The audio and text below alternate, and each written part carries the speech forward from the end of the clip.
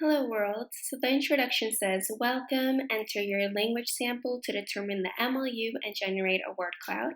So first we have to enter the age of the child, and let's say this child is 2 years and 3 months. Then we see the directions, and the first one is to end each utterance with a period, and then we have to separate each morpheme with a slash, and here's an example.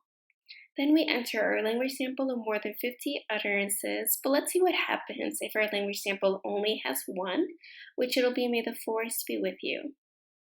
Then it calculates the total number of utterances, which is 1, total number of morphemes, and there were 6, and then the MLU, which is 6.0. But since our language sample only has one utterance, it says, please make sure your language sample has more than 50 utterances, and then it calculates how many more we need.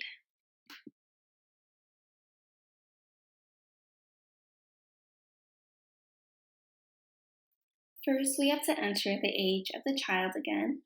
Then we enter our new language sample. Since we entered a language sample of more than 50 utterances, a word cloud was generated. This language sample has 64 utterances, a total number of 260 morphemes, and an MLU of 4.0625. An MLU of a child that is 2 years and 3 months should be somewhere between 2 to 3, so this child's MLU is within the average range. I had this child talk about his favorite movie, which was Star Wars.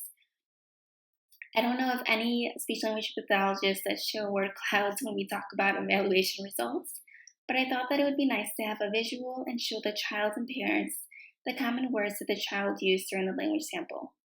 In this case, some common words were Star Wars, lightsaber, and love.